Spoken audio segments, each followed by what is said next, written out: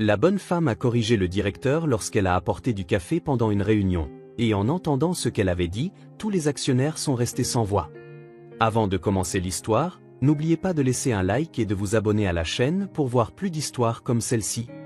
L'horloge affichait 5h30 du matin lorsque Marie, une femme de 38 ans, s'est réveillée en sursaut par le son familier de la toux de son fils de 10 ans, Luc. Elle s'est levée rapidement, ses cheveux bruns en bataille encadrant un visage fatigué mais déterminé.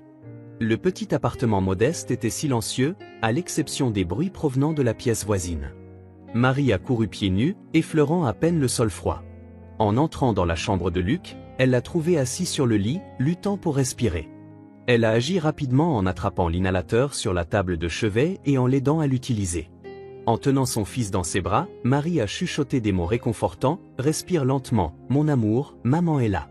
Ça passera bientôt, tu es fort, mon petit guerrier », dit-elle d'une voix apaisante, essayant de combattre la panique qui prenait le dessus. Après quelques minutes tendues, la respiration de Luc a commencé à se normaliser. Marie a ressenti un soulagement parcourir son corps, mais l'inquiétude persistait dans ses yeux. Elle regarda son fils, remarquant combien il semblait frêle dans son pyjama de super-héros, si différent du garçon énergique qu'il était avant que son asthme ne s'aggrave. Marie écarta une mèche de cheveux du visage en sueur de Luc, le cœur serré d'amour et de peur. « Comment te sens-tu maintenant, mon chéri » demanda-t-elle doucement. Luc, toujours haletant mais arborant un petit sourire, répondit « Mieux, maman, désolé de t'avoir encore réveillé », dit-il d'une voix rauque à force de tousser.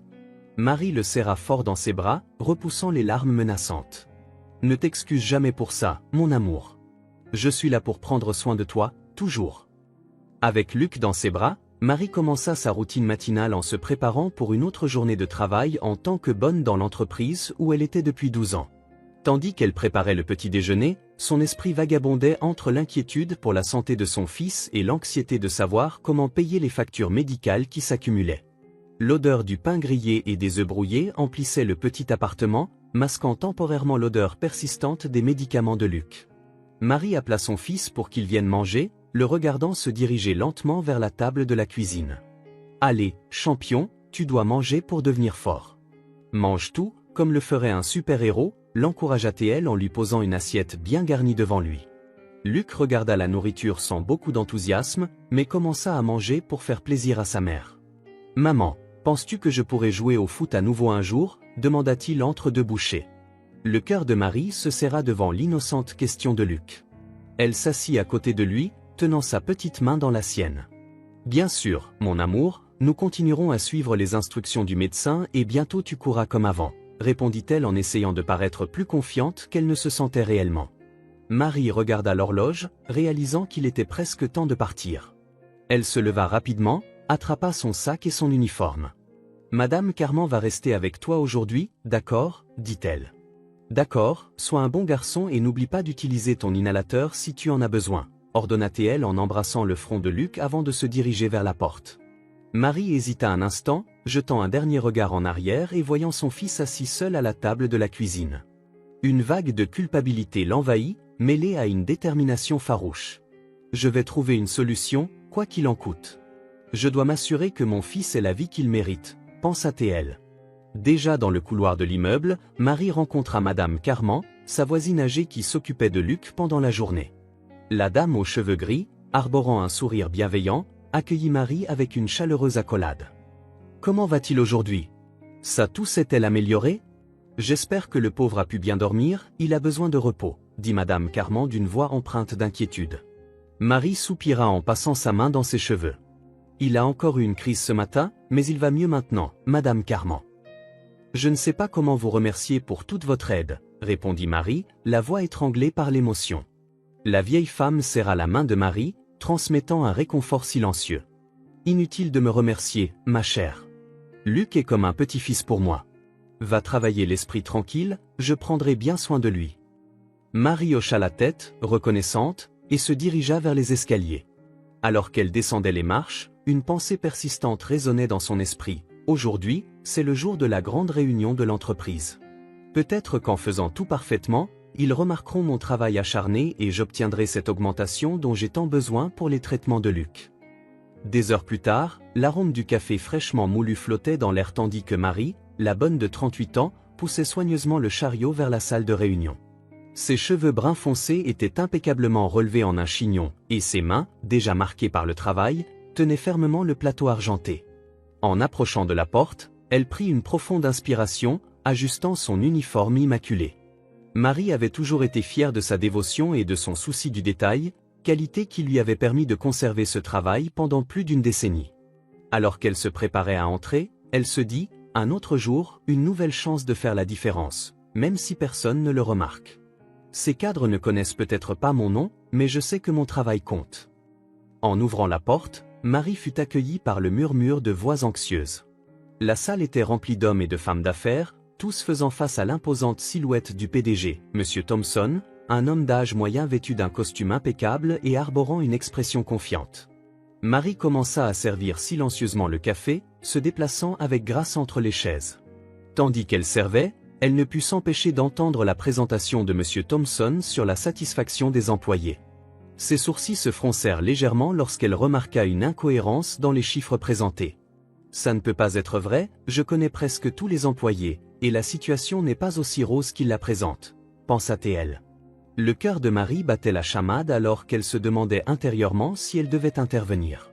Des années d'expérience lui avaient appris à être discrète, mais quelque chose en elle se rebellait à l'idée de rester silencieuse face à des informations erronées. Elle regarda autour d'elle, remarquant les visages attentifs des actionnaires, hommes et femmes qui remarquaient rarement sa présence. Marie prit une profonde inspiration et rassembla son courage. « Si je ne parle pas maintenant, qui parlera pour ceux qui n'ont pas de voix ici ?» se demanda-t-elle, sentant le poids de la responsabilité sur ses épaules. Les mains tremblantes, Marie s'approcha de M. Thompson, qui était en train de prononcer une phrase sur les hauts niveaux de satisfaction des employés.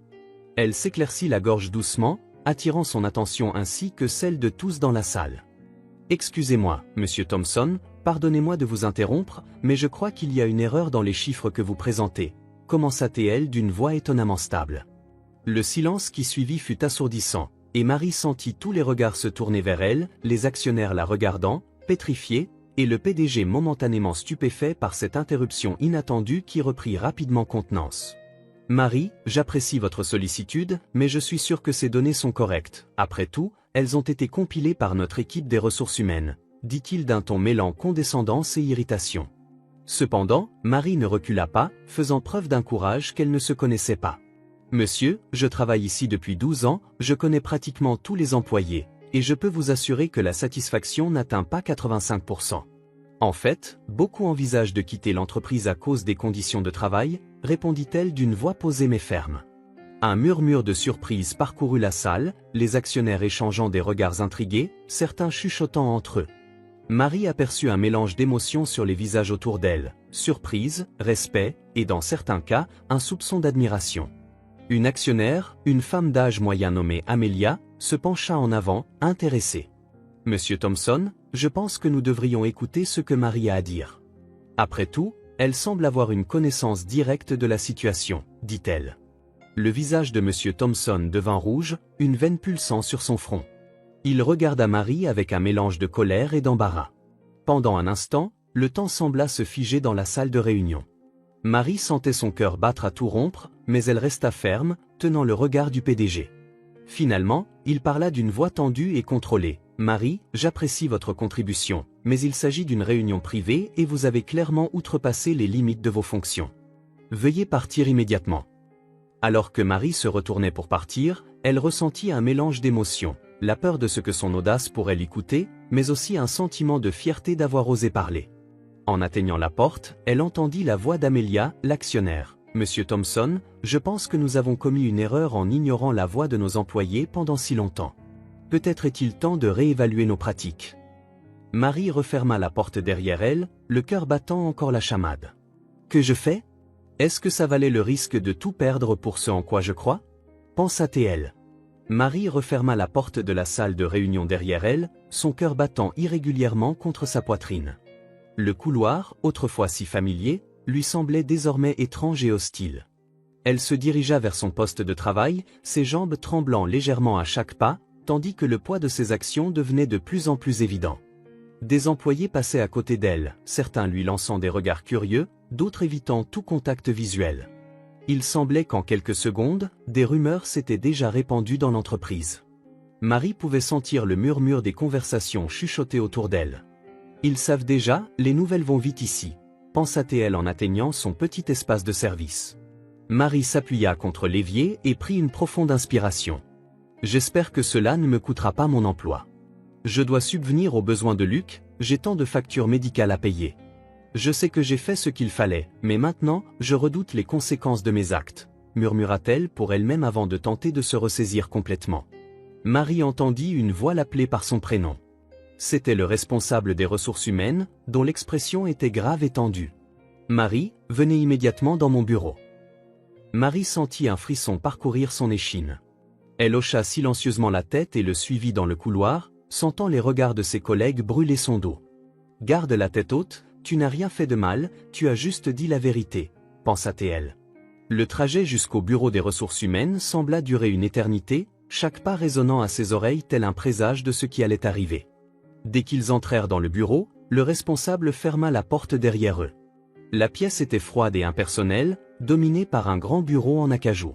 « Asseyez-vous, Marie » dit-il en désignant la chaise devant lui. Marie obéit, se sentant petite et vulnérable. Le silence qui s'ensuivit était oppressant. Marie pouvait entendre le tic-tac de l'horloge au mur, chaque seconde semblant durer une éternité. Finalement, le responsable des ressources humaines parla d'une voix contrôlée mais teintée de déception. « Marie, je suis sûr que vous comprenez pourquoi vous êtes ici. Votre comportement lors de la réunion d'aujourd'hui était complètement inacceptable. Interrompre une présentation du PDG et contredire des informations officielles est une grave violation du protocole. » Marie hocha légèrement la tête, les mains jointes sur ses genoux, sentant sa gorge se serrer, mais trouvant la force de répondre. « Monsieur, je sais que je n'aurais pas dû parler, mais les chiffres étaient erronés. Je connais les employés, je connais leurs préoccupations. L'information était incorrecte. » Le responsable des ressources humaines soupira, enlevant ses lunettes et se frottant l'arête du nez. « Marie, je comprends vos préoccupations, mais ce n'est pas votre rôle ici. Vous êtes une employée de cafétéria, pas une analyste en ressources humaines ou une représentante des employés. » Il fit une pause en remettant ses lunettes. « Malheureusement, vos actions aujourd'hui ont placé l'entreprise dans une position très délicate. Les actionnaires remettent en question notre crédibilité et le PDG est furieux. » Marie sentit la panique monter en elle. Elle se pencha en avant, la voix tremblante mais déterminée. « S'il vous plaît, monsieur, j'ai besoin de ce travail. Je suis une mère célibataire, mon fils est asthmatique, il a besoin de soins constants. Je ne peux pas perdre ce travail, argumenta-t-elle, craignant que son opinion ne lui coûte son emploi. Le responsable des ressources humaines la regarda longuement, son expression mêlant compassion et résignation.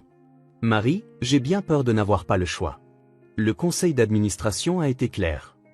Il ouvrit un tiroir et en sortit une enveloppe qu'il plaça sur la table. « Ceci est votre lettre de licenciement. Vous recevrez bien sûr tous vos droits, mais votre présence n'est plus requise dans l'entreprise, » conclut-il. Marie eut l'impression que le sol s'était dérobé sous ses pieds. Des larmes commencèrent à monter dans ses yeux, mais elle les retint, déterminée à garder sa dignité. « S'il vous plaît, il doit y avoir quelque chose que je puisse faire. Je peux m'excuser auprès du PDG, expliquer que je n'avais pas l'intention de causer des problèmes, » murmura-t-elle. Cependant, le responsable des ressources humaines secoua lentement la tête. « Je suis désolé, Marie, la décision est prise. » Il lui poussa l'enveloppe. « Veuillez comprendre que ce n'est pas personnel, c'est simplement le monde des affaires. » Marie regarda l'enveloppe, ressentant le poids de toutes ses responsabilités, tous ses rêves et espoirs pour Luc s'effondrer autour d'elle. Les mains tremblantes, elle prit la lettre. En se levant, ses jambes semblaient en gelée. « Qu'est-ce que je vais dire à mon fils? Comment vais-je payer ses médicaments maintenant ?» pensa-t-elle, la panique menaçant de l'envahir. Alors que Marie se dirigeait vers la porte, le responsable des ressources humaines prit la parole une dernière fois, sa voix plus douce. « Marie, si cela peut vous réconforter, beaucoup d'entre nous ont admiré votre courage aujourd'hui. Tout le monde n'aurait pas eu l'intégrité de dire la vérité, même si cela leur coûtait tout. » Marie s'arrêta, sa main sur la poignée de la porte, se retournant pour le regarder un instant. Leurs regards se croisèrent, un silencieux échange de compréhension passant entre eux. Puis elle ouvrit la porte et partit, laissant derrière elle non seulement un emploi, mais une partie de sa vie. Dans le couloir, Marie s'appuya contre le mur, ferma les yeux et prit une profonde inspiration. Toutes ces années à me dévouer à cette entreprise, tant de souvenirs, tant d'heures de travail, et ils n'ont même pas voulu m'écouter, pensa TL, un mélange de peur et de tristesse grandissant en elle. Des heures plus tard, Marie se traîna dans les escaliers de l'immeuble, chaque marche pesant de plus en plus lourd. L'enveloppe contenant sa lettre de licenciement semblait brûler dans son sac, lui rappelant constamment la journée désastreuse qu'elle venait de traverser. Arrivée à la porte de son appartement, elle hésita, la main tremblante en tournant la clé. Le bruit familier du sifflement de Luc l'accueillit dès qu'elle entra, lui brisant le cœur. « Luc, Madame Judith » appela-t-elle d'une voix qu'elle s'efforçait de garder stable. Judith, la voisine âgée qui s'occupait de Luc, apparut dans l'encadrement de la porte de la cuisine, l'expression inquiète. « Bien, tu es rentrée, Marie » demanda-t-elle. « Luc a eu une légère crise il y a un moment, j'ai réussi à le calmer, mais ses médicaments étaient épuisés » expliqua la vieille femme, préoccupée. Marie laissa tomber son sac et se précipita vers la chambre de son fils, le trouvant assis sur le lit, luttant encore un peu pour respirer. « Maman, tu es rentrée tôt » haleta Luc. Marie fut envahie d'un sentiment de culpabilité et de panique. « Comment ai-je pu oublier d'acheter plus de médicaments? Quel genre de mère suis-je? Je n'arrive même pas à bien prendre soin de mon propre enfant » pensa-t-elle, se blâmant aussitôt. Les mains tremblantes, Marie aida Luc à se redresser, lui caressant le dos en effectuant des mouvements circulaires apaisants. « Respire avec moi, mon amour. Rappelle-toi ce que le médecin a dit, inspire par le nez, expire par la bouche » lui ordonna-t-elle en démontrant des respirations lentes et profondes. Luc hocha la tête, peinant à suivre les instructions de sa mère. Madame Judith apparut dans l'encadrement de la chambre, tenant un verre d'eau qu'elle tendit à Luc. « Tiens, Marie, cela va l'aider » dit-elle doucement. Marie hocha la tête, reconnaissante, aidant Luc à prendre de petites gorgées. Peu à peu, sa respiration se normalisa, et le sifflement s'estompa. Marie continua de parler doucement, des mots d'encouragement mêlés à des histoires au hasard, n'importe quoi pour détourner l'attention de Luc de sa lutte pour respirer. Lorsque le garçon sembla enfin plus calme, Marie lui déposa un baiser sur le front, sentant la sueur froide sous ses lèvres. « Tu as été si courageux, mon petit guerrier » murmura-t-elle. Luc leva les yeux vers elle, ses grands yeux effrayés. « Maman, pourquoi es-tu rentrée si tôt aujourd'hui » demanda-t-il, sa voix encore un peu rauque. Marie sentit une boule se former dans sa gorge. « Comment vais-je lui dire? Comment puis-je briser le sentiment de sécurité de mon enfant? Je ne veux pas lui mentir, mais je ne veux pas non plus l'inquiéter » pensa-t-elle désespérément, forçant un sourire. Marie caressa les cheveux de Luc. « Ce fut juste une journée différente au travail, mon chéri, mais ne t'inquiète pas pour ça maintenant, d'accord? Tu dois te reposer » l'aida-t-elle à s'allonger, ajustant les oreillers pour qu'il soit légèrement incliné et facilite sa respiration. Madame Judith, sentant la tension dans l'air, intervint doucement. « Luc, que dirais-tu si je te racontais une histoire pendant que ta maman se repose un peu? Elle a eu une longue journée. » Marie jeta un regard reconnaissant à la voisine, sentant les larmes monter à ses yeux. « Merci, Madame Judith, je ne sais pas ce que je ferais sans vous. Vous êtes un ange dans nos vies » murmura-t-elle en serrant doucement l'épaule de la vieille femme avant de quitter la pièce. Dans le couloir, Marie pouvait entendre la voix douce de Judith commencer une histoire, tandis que son esprit était envahi par des soucis qui s'accumulaient tels des nuages d'orage. « Comment vais-je payer les médicaments maintenant? Et le loyer? Mon Dieu, que vais-je faire ?» se demandait-elle, l'esprit rempli d'inquiétude. Marie se dirigea vers la cuisine, ses yeux se posant automatiquement sur une pile de factures sur la table. Avec un lourd soupir, elle s'assit et prit la première enveloppe.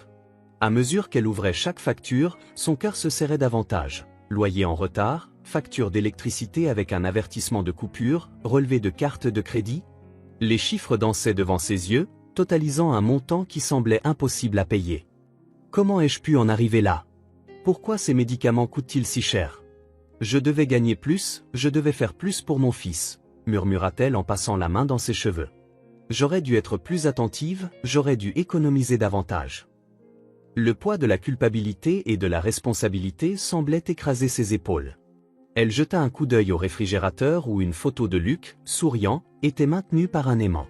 Le contraste entre le sourire insouciant sur la photo et la réalité présente était douloureux. Je ne peux pas l'abandonner. Je trouverai un nouveau travail, je trouverai un moyen, même si je dois travailler jour et nuit, pensa-t-elle avec détermination. Marie attrapa son sac à main, sortit l'enveloppe contenant sa lettre de licenciement, les mains tremblantes, l'ouvrit. Ses yeux parcoururent rapidement les mots froids et impersonnels. Au bas, il était mentionné une petite indemnité de départ. Elle fit quelques calculs mentaux pour déterminer combien de temps cet argent pourrait durer. Peut-être que ça couvrira quelques mois de médicaments au maximum. Et ensuite, qu'est-ce qu'on fera ? Conclut-elle, sentant une vague d'anxiété monter en elle. À cet instant, Madame Judith entra silencieusement dans la cuisine. Luc s'est endormi. Qu'est-ce qui s'est passé, ma chère ? Tu avais l'air dévastée, informa-t-elle doucement. Puis, remarquant l'expression abattue de Marie, cette dernière hésita un moment, puis les mots commencèrent à se déverser de manière incontrôlée. Elle raconta à Judith la réunion, le licenciement, les factures impayées, les inquiétudes pour Luc. Judith écouta attentivement, son visage bienveillant trahissant compréhension et inquiétude. Soudain, le téléphone sonna, faisant sursauter Marie. Elle jeta un coup d'œil à l'horloge, fronçant les sourcils en voyant qu'il était déjà passé 21 heures. « Qui cela pourrait-il être à cette heure-ci » murmura-t-elle en se levant pour décrocher. « Allô » dit-elle en essayant de garder une voix calme. « Madame Marie, ici l'école de Luc » annonça une voix. Marie sentit son estomac se nouer. Les appels de l'école étaient rarement de bonnes nouvelles. « Oui, ici » répondit-elle. « Y a-t-il eu un problème » demanda-t-elle, nerveuse. La voix du directeur semblait tendue au bout du fil. « Madame Marie, nous devons organiser une réunion urgente pour discuter de la situation de Luc. Il a manqué beaucoup de cours à cause de ses crises d'asthme, et cela affecte sérieusement ses performances. De plus, il y a d'autres problèmes dont nous devons discuter. » Marie ferma les yeux, ayant l'impression que le monde tournait autour d'elle. « D'autres problèmes ? Qu'est-ce qui pourrait encore clocher » pensa-t-elle désespérément. À voix haute, elle répondit, « Bien sûr, quand seriez-vous disponible ?»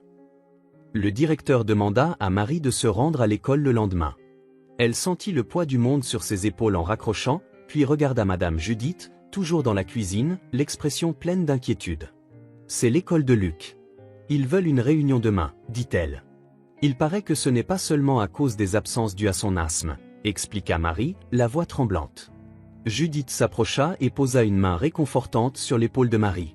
« Ma chère, je sais que tout s'écroule en ce moment, mais tu n'es pas seule. Je serai là pour t'aider de toutes les manières possibles, dit-elle, faisant couler les larmes que Marie avait retenues toute la journée. Merci, Madame Judith, je ne sais pas ce que je ferais sans vous, sanglota-t-elle.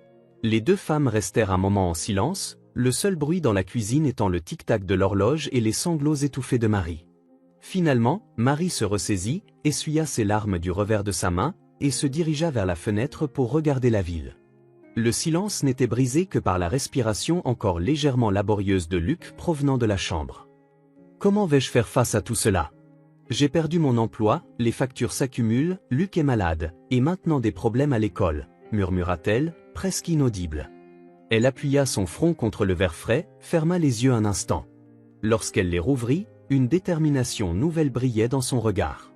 Se tournant vers Judith, qui la regardait toujours avec inquiétude, Marie déclara d'une voix ferme. « Quoi qu'il arrive, je protégerai mon fils. Nous trouverons un moyen, même s'il faut déplacer des montagnes pour y parvenir. » Judith hocha la tête, esquissant un petit sourire d'approbation. « Je serai là pour vous aider, toutes les deux, ma chère. Ensemble, nous surmonterons tout, » affirma-t-elle. Marie n'eut guère le temps de finir sa phrase que son téléphone sonna à nouveau. Elle regarda l'appareil avec appréhension, craignant d'autres mauvaises nouvelles. À sa grande surprise, le nom qui apparut à l'écran était celui du chef des ressources humaines de son ancien emploi. Avec un regard confus vers Judith, elle décrocha. La voix à l'autre bout du fil semblait étrangement enjouée. « Marie, bonjour. Écoutez, je sais que la situation d'aujourd'hui a été compliquée, mais j'ai vraiment admiré votre attitude.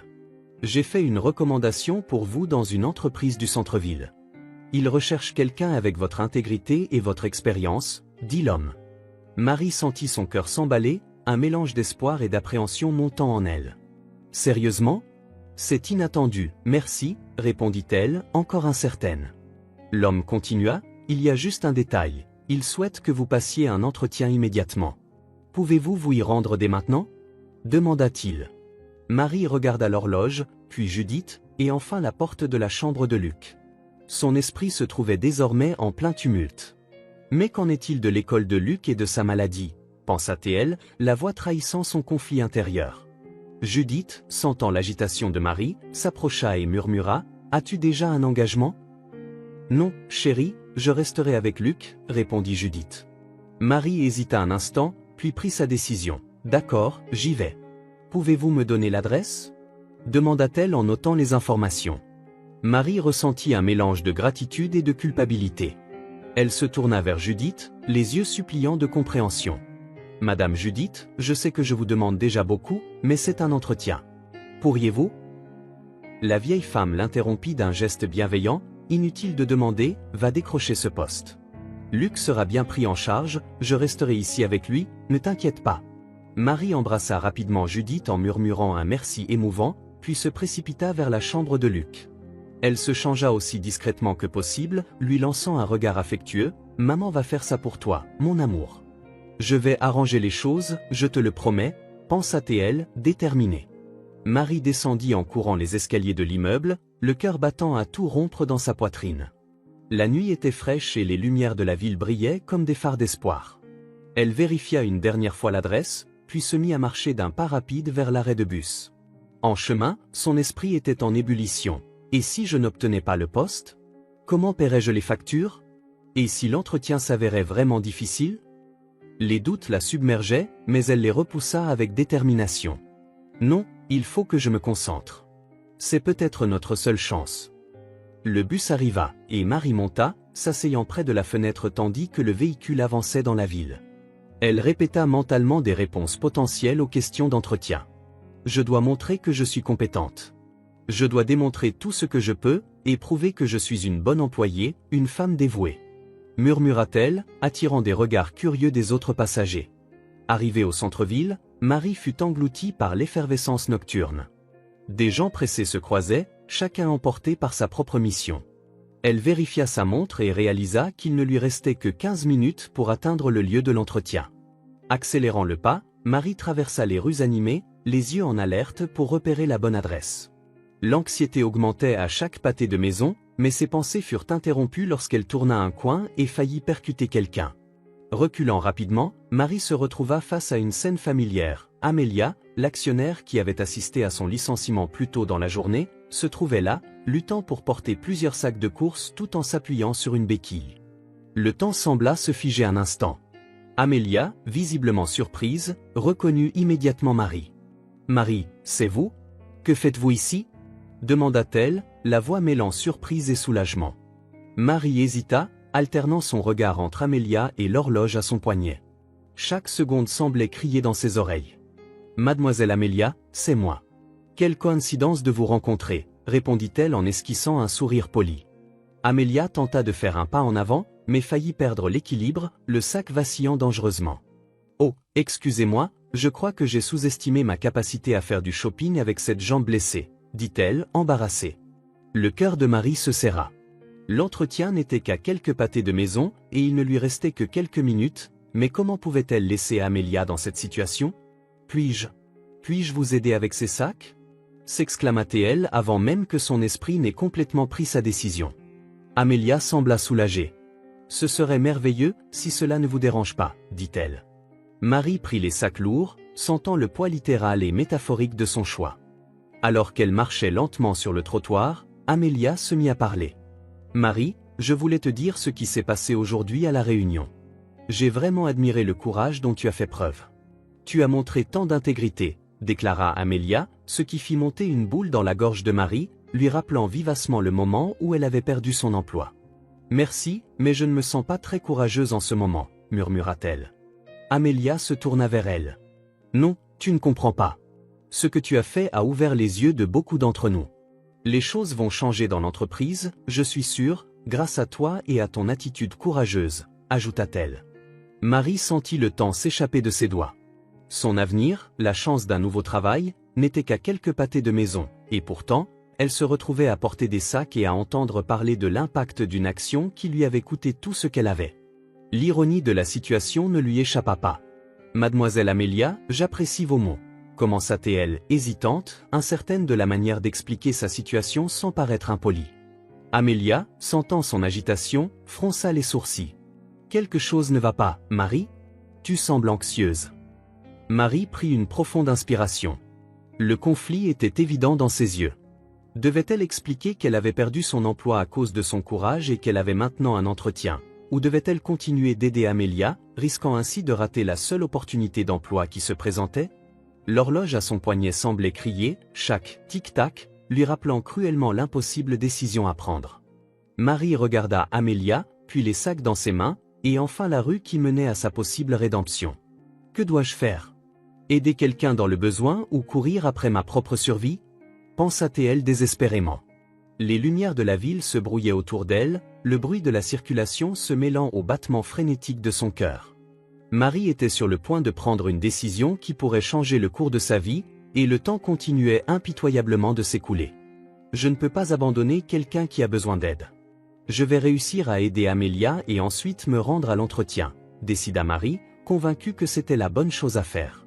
Tandis qu'elle marchait, elle ne pouvait s'empêcher de penser à l'entretien qu'elle risquait de manquer. Peut-être que le temps est encore de mon côté, se dit-elle en essayant de se convaincre. Amelia, remarquant l'expression tendue de Marie, brisa le silence. « Marie, tu sembles préoccupée. Y a-t-il quelque chose que je puisse faire pour t'aider ?» Arrivée à l'arrêt de taxi, Marie aida Amelia à s'appuyer contre un poteau, déposant soigneusement les sacs à ses côtés. « En fait, mademoiselle Amelia, je dois… » commença Marie, interrompue par la gentillesse d'Amelia. Sur le chemin de mon entretien d'embauche, les mots sortirent, chargés d'émotion, sa voix tremblait légèrement. Amelia la regarda, surprise, une compréhension naissante dans les yeux. « Un entretien? Mais pourquoi n'es-tu plus au travail? Que s'est-il passé après que tu as quitté la salle de réunion aujourd'hui ?» demanda-t-elle, l'air à la fois préoccupé et étonné par la décision qui avait été prise. Marie sentit une boule se former dans sa gorge, les larmes qu'elle avait retenues toute la journée menaçant de déborder à nouveau. « J'ai été licenciée, mademoiselle Amelia. » Apparemment, dire la vérité était une erreur impardonnable, avoua-t-elle, la voix presque à murmure. Amelia resta sans voix, le choc et l'indignation se lisant sur son visage. Licenciée pour avoir dit la vérité? C'est absurde. Marie hocha tristement la tête, les mains se serrant nerveusement. Et me voilà, à courir après n'importe quelle opportunité, un entretien qui pourrait tout résoudre, mais je ne sais pas si j'y arriverai ou non. Mon fils, il a besoin d'un médicament coûteux. Il est atteint d'asthme sévère et le médicament est épuisé. Les factures ne cessent d'arriver, je suis désespéré. Les mots coulèrent alors comme un barrage qui venait de céder. Amelia écouta attentivement, son expression passant du choc à une profonde empathie.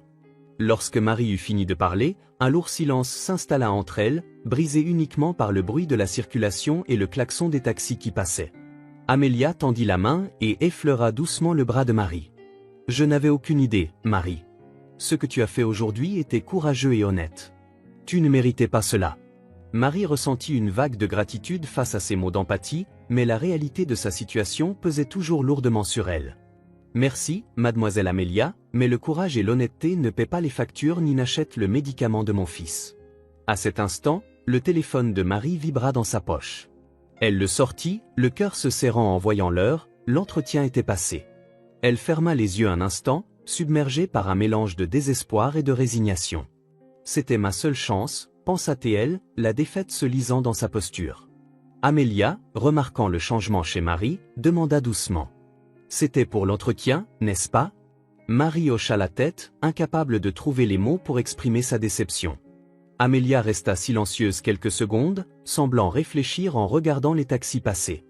À ce moment précis, un taxi s'arrêta enfin à côté d'elle. Le chauffeur descendit pour aider Amelia avec ses sacs avant de monter dans la voiture.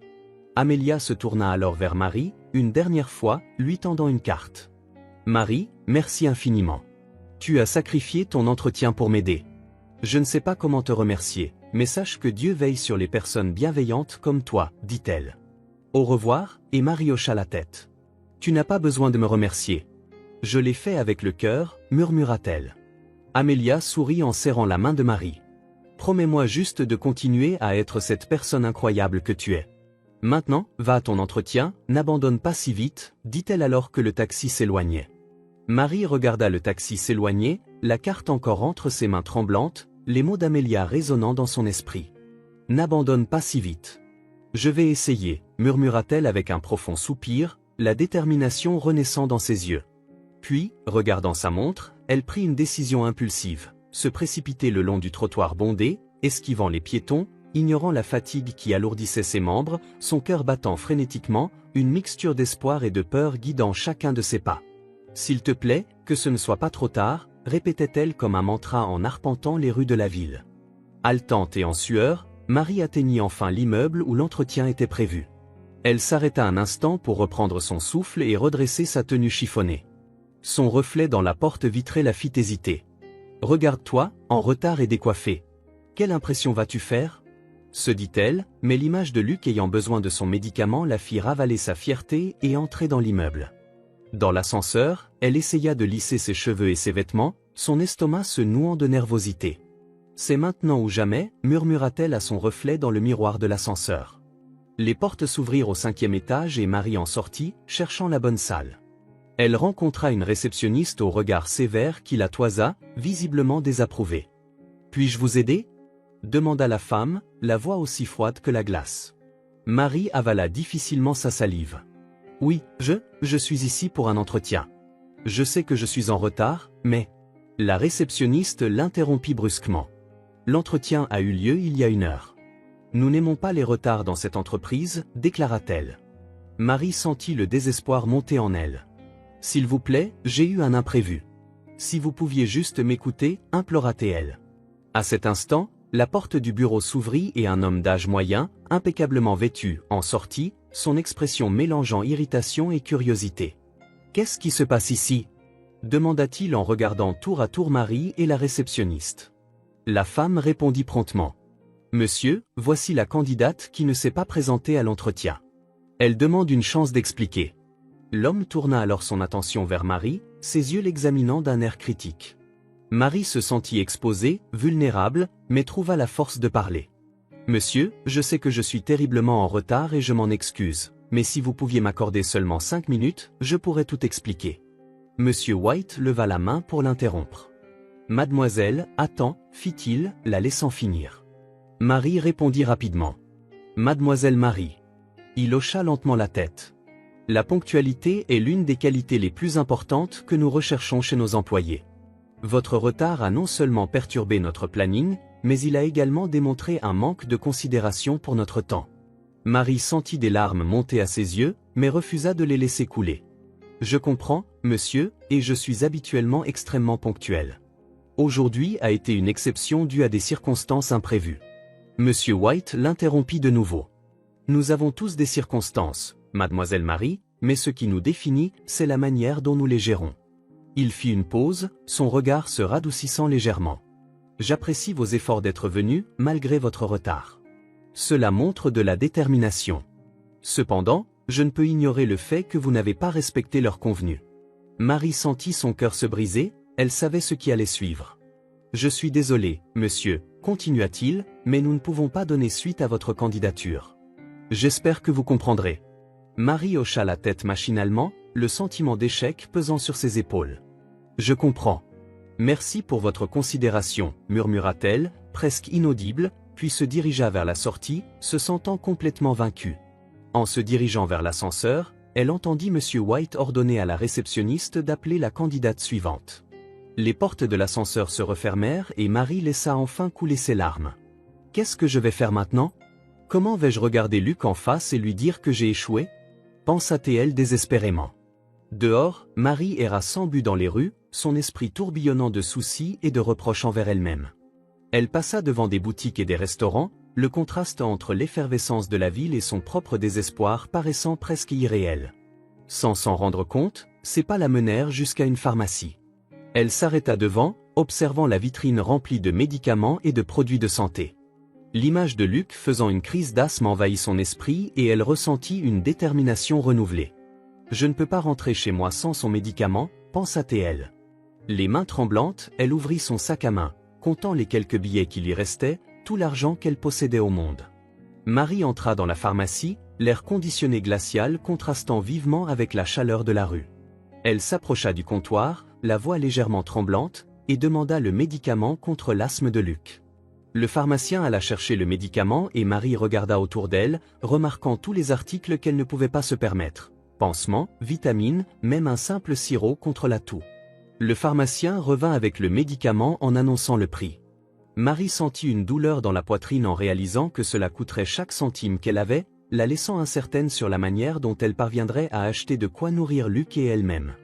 Pendant un moment, elle hésita, pensant aux factures à payer, aux courses à acheter, mais l'image de Luc peinant à respirer chassa tout doute. « C'est pour mon fils », se dit-elle. Avec plus rien dans les poches et aucune perspective d'emploi, l'avenir lui semblait plus incertain que jamais. En rentrant chez elle, le poids de sa situation semblait peser sur ses épaules. « Qu'est-ce que je vais faire maintenant? Comment vais-je subvenir aux besoins de mon fils ?» Elle sentit la peur de l'inconnu serrer sa poitrine, les rues animées de la ville se moquant de sa détresse, remplies de gens pressés, chacun avec son destin et sa mission. Marie se sentit perdue dans cette mer d'humanité, invisible et insignifiante, mais le médicament dans son sac lui rappelait sa mission, la raison de continuer à se battre.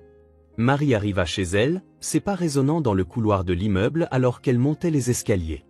En ouvrant la porte, elle trouva Madame Judith dans le salon, l'expression préoccupée. « Merci à Dieu que tu sois là, Marie. Luc va pire. Il a eu une autre crise il y a quelques minutes et sans son médicament, il ne s'améliore pas, » dit Madame Judith, la voix tremblante. Marie se dirigea vers la chambre où son fils gisait, sa respiration difficile et rapide. Sans hésiter, elle se précipita vers lui, les yeux embués de larmes. « Luc, mon amour, maman est là », murmura-t-elle en le prenant dans ses bras, sentant la fragilité de son corps.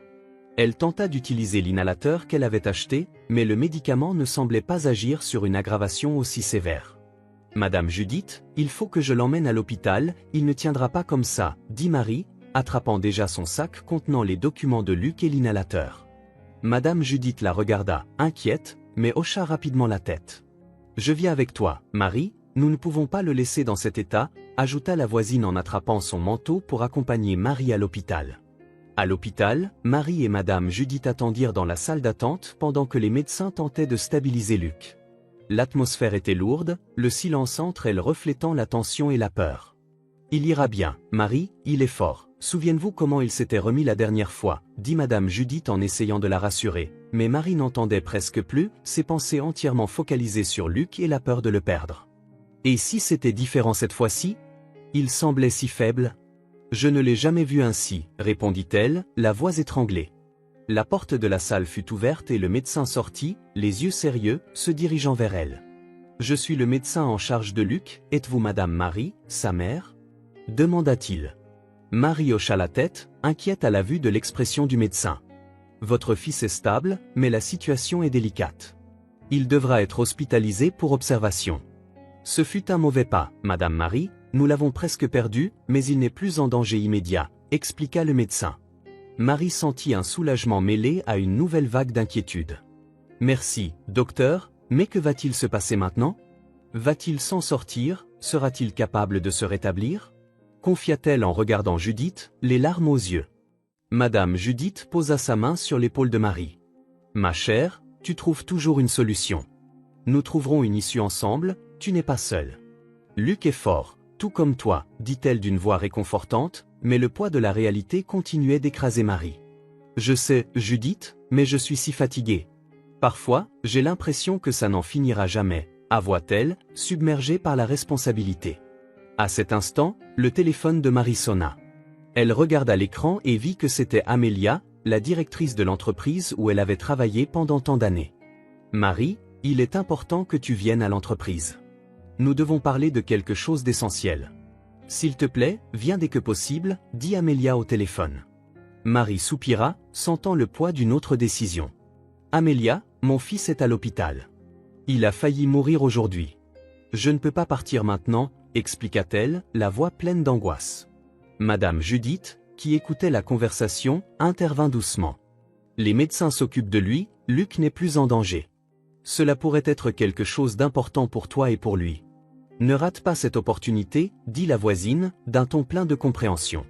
Marie regarda Judith, partagée. « Je ne sais pas, Judith. Et s'il avait besoin de moi ?» demanda-t-elle, hésitante. « Je serai là, tu sais, je ferai tout pour lui. »« Vas-y, ma chère, tu dois régler cela, » insista Madame Judith en tenant fermement la main de Marie. Et, le cœur lourd, Marie accepta de se rendre à son ancienne entreprise, sachant que Madame Judith avait raison. Elle se rendit dans la chambre de Luc, où il dormait paisiblement après avoir été soigné, et lui déposa un tendre baiser sur le front. Maman reviendra bientôt, mon amour. Tout cela est pour toi, murmura-t-elle, et, le cœur serré, elle quitta l'hôpital, laissant Luc aux soins de Madame Judith. Quelques minutes plus tard, Marie entra dans la salle de réunion, le cœur battant, encore secouée par la journée chaotique et l'inquiétude constante pour Luc à l'hôpital. Elle ne savait pas exactement à quoi s'attendre, mais quelque chose en elle lui disait que cette réunion allait changer sa vie. Amélia se tenait devant la salle, appuyée sur ses béquilles, entourée de divers employés et actionnaires. Le silence était presque assourdissant, tous les regards étant braqués sur Marie. Amélia se leva avec difficulté, ajustant ses béquilles et prenant une profonde inspiration avant de prendre la parole. « Marie, ce qui t'est arrivé est une injustice, et nous sommes ici aujourd'hui pour rectifier cette erreur, commença-t-elle d'une voix ferme mais accueillante. Marie sentit son cœur se serrer. Elle savait que le licenciement avait été dur, mais jamais elle n'aurait imaginé que l'entreprise considérerait cela comme une erreur. Quand tu as donné ton avis lors de cette réunion, c'était pour dire la vérité, et il n'est pas juste qu'en raison de ton courage, tu aies perdu ton emploi. Le monde a besoin de plus de personnes comme toi, des personnes qui osent parler, qui se battent pour ce en quoi elles croient, poursuivit Amélia. Marie regarda Amélia, surprise, les mots paraissant irréels. Chaque phrase faisait écho dans son esprit, lui faisant comprendre ce que cela signifiait pour elle et pour Luc. Elle pensa aux factures qui s'accumulaient, à la peur de perdre son fils faute de moyens pour payer les soins médicaux, et maintenant, Amélia affirmait que tout cela était une erreur. « Je n'ai fait que ce que je pensais être juste », dit Marie, la voix basse, presque un murmure. Amélia lui sourit, les yeux emplis d'admiration. « Et c'est exactement ce qui nous a tous montré que tu possèdes quelque chose de très spécial. Aujourd'hui, nous sommes ici pour corriger ce qui a été fait. Marie, tu ne seras plus jamais femme de ménage dans cette entreprise. Dès à présent, tu occuperas un poste de responsabilité, déclara Amélia, la voix chargée de conviction. Marie resta stupéfaite. Un poste de responsabilité ? Répéta-t-elle, incrédule, son esprit tournoyant. Elle n'avait jamais imaginé se retrouver à une position de pouvoir, surtout après tout ce qu'elle avait vécu. Amélia hocha la tête, le regard toujours fixé sur elle. Oui, une position de responsabilité. Tu as déjà montré que tu sais faire face aux situations difficiles, que tu sais percevoir les besoins de ton entourage, plus que tout, agir. L'entreprise a besoin de leaders comme toi, des leaders qui comprennent les gens et font preuve d'empathie, expliqua-t-elle, tandis que les autres dans la salle acquiesçaient. Les paroles d'Amélia résonnèrent dans l'esprit de Marie. Il était difficile de croire qu'après avoir été licenciée, on lui offrait maintenant une opportunité aussi grandiose. Elle pensa à Luc à l'hôpital et à l'avenir qu'elle pourrait enfin lui offrir. « Je ne sais pas quoi dire. Je n'aurais jamais imaginé avoir cette chance », parvint-elle finalement à répondre, les larmes aux yeux, un mélange de soulagement, de joie et d'incrédulité. Amélia lui sourit chaleureusement. « Tu le mérites, Marie. Tu n'as plus à t'inquiéter, tu es de retour dans l'entreprise et tu occupes désormais un poste qui reflète véritablement la valeur que tu as, affirma-t-elle. Marie sentit une vague d'émotion l'envahir. Elle n'était pas simplement réembauchée, elle était enfin reconnue. Après la réunion, elle remercia Amélia, quitta l'immeuble le cœur un peu plus léger, mais toujours préoccupée pour son fils. En se dirigeant vers l'hôpital, elle ne pouvait qu'espérer que tout irait bien pour lui. À son arrivée à l'hôpital, elle entra dans la chambre de Luc, le cœur rempli de fierté et d'espoir. Madame Judith, qui était assise aux côtés de Luc, observa Marie et remarqua quelque chose de différent dans son regard. « Qu'est-ce qui t'est arrivé, Marie ? Tu as l'air différente » demanda Judith avec un léger sourire, curieuse. Marie s'approcha du lit de Luc et s'agenouilla à côté de lui, tenant sa petite main frêle. « J'ai récupéré mon travail, Luc. Maintenant, il faut que tu te rétablisses et que tout change pour nous. Tout ira bien, dit-elle, la voix étranglée par l'émotion, des larmes de foi coulant sur ses joues. Luc, encore faible, esquissa un léger sourire et serra la main de sa mère de toutes ses forces. « Je savais que tu y arriverais, maman. Je vais bien, je suis aussi fort qu'un super-héros, se rappela-t-il, la voix encore faible mais pleine de fierté. Marie sourit, ressentant une immense joie envahir son cœur. Tout ce pourquoi elle s'était battue, toutes les difficultés, prenaient désormais un sens. Elle n'avait pas seulement retrouvé un emploi, elle s'était ouvert un avenir pour elle et pour Luc. Dans les jours qui suivirent, Luc se remit rapidement après son séjour à l'hôpital, tel un super-héros. Marie s'épanouit dans son nouveau poste de responsable au sein de l'entreprise, pouvant enfin offrir à son fils une vie plus stable et sécurisée, y compris en finançant ses traitements médicaux, ce qui faisait retrouver à Luc le sourire, lui permettant même de jouer au football. Madame Judith resta aux côtés de Marie, lui apportant soutien et amitié, tandis qu'Amélia devint une amie et une mentor, toujours présente lors des moments importants. La vie de Marie avait complètement changé, apportant paix et espoir pour l'avenir. Ensemble, ces femmes formèrent un réseau de force et d'affection, démontrant qu'avec du courage, de l'amitié et de la persévérance, il est possible de surmonter tous les obstacles. Si vous avez apprécié cette histoire, nous vous invitons à liker cette vidéo et à vous abonner à notre chaîne. Votre soutien nous motive à continuer de vous apporter des récits passionnants presque tous les jours.